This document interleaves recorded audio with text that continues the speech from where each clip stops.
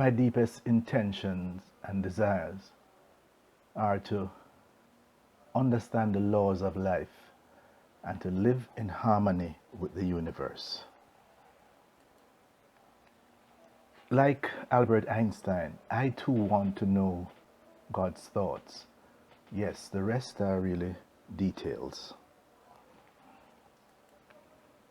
August 17, 2015, I began my 64th cycle around the sun.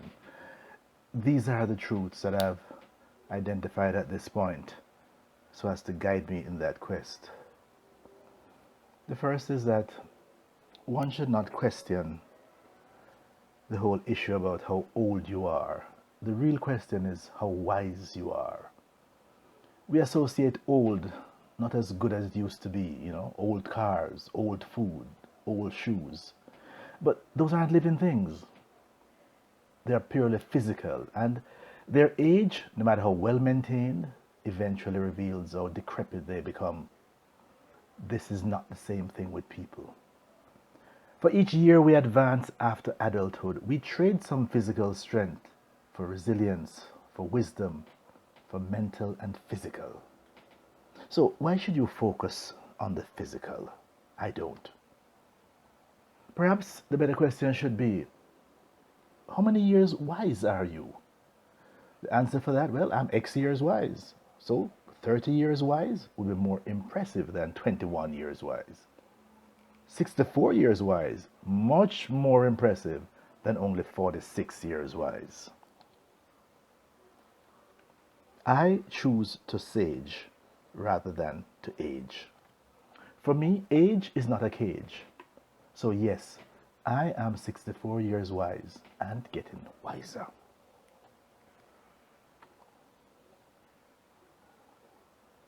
I will look only within, not around me for solutions. I will lead with the Spirit, condition my mind, and I know my body will arise to meet me. I know that the ultimate paradise is the one that you create or you find within you. You begin by daring to think it, then it grows, and you feel it. But until you believe it, you cannot manifest it. I will work from inner to outer. I'll be sure to process at the level of the inner world before moving across the bridge to the outer world. The inner world is what you think, believe, and know. The spiritual bridge, you get there by observing the spiritual laws and let the universe work out the details. The outer world, you practice conscious right words and actions, and this eventually takes you into the state of spontaneous right words and actions. I live with the reality that now is exactly as it should be. When you accept that where you are is a function of what you did or did not do, you begin to get the insight to get to the next level in this game called life. When you joyfully surrender to the wisdom of uncertainty, everything is always as it should be. Why resist? So faced with difficult problems, faced with conflicts, faced with uncertainty, remember, ask, and it shall be given. I know that when I ask, especially questions for the universe, I think, I dream, I meditate with all these hard questions. I know that I'll receive answers from the universe. Sometimes even to get more than answers. Sometimes unimagined solutions, even to the point of a cosmic reorganization of the information and energies of the universe. I know that forgive doesn't mean fool. So for my sake, I forgive all that transgress against me, all that betray me. But I will make sure that I will never put them in a position to repeat the transgression. For that, I could not forgive myself. I live with the understanding that we are all imperfect. So I know that to love someone is a pact that one imperfect person makes to another imperfect person. I know that love is an unconditional commitment to an imperfect person. I know that love is a decision, it's a judgment, it's a promise. I know that if love were only a feeling, there could be no basis for the promise to love someone or to love each other forever. Feelings come and feelings go. So, how can I judge it will stay forever when my act does not involve judgment or decisions? So, yes, I know that love is a decision, is a judgment, is a promise.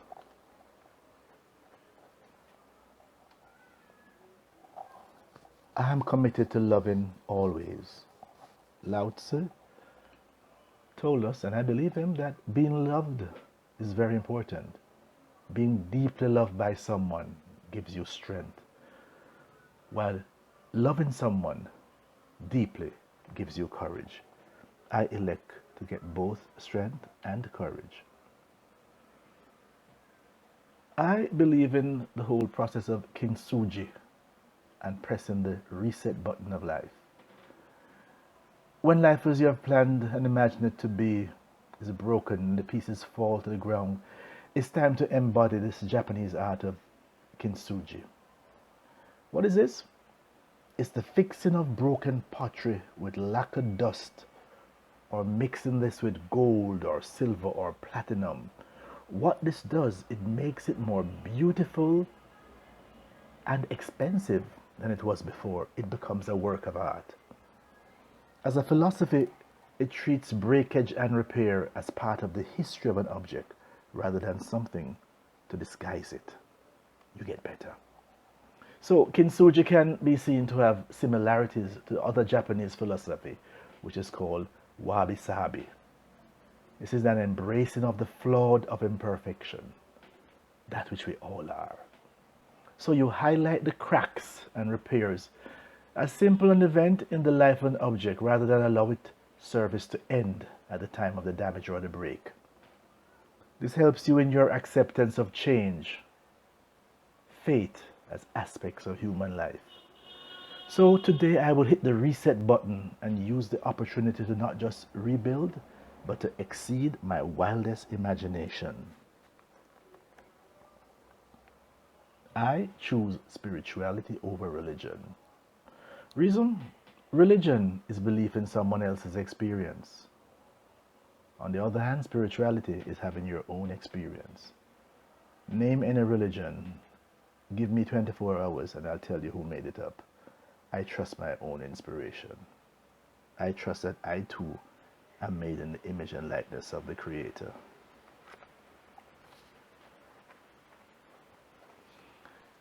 I accept the spiritual laws of life, which are also the laws of success.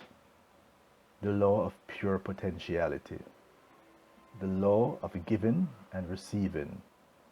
The law of karma, which is the law of cause and effect. The law of least effort. The law of intention and desire. The law of detachment. And the law of dharma, purpose in life.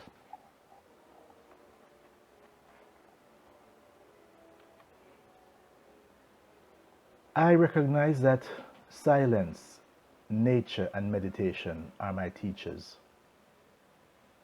It is written, "Speak, Lord, thy servant heareth. I will listen."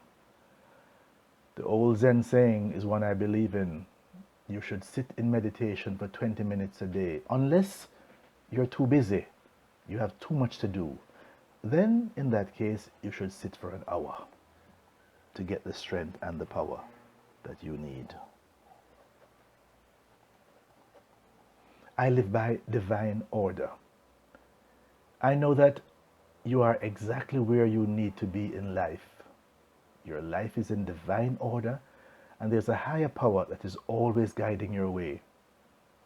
I know that it is not possible to make mistakes and to miss out on opportunities, because the things that are meant for you will always be given to you. Always yours.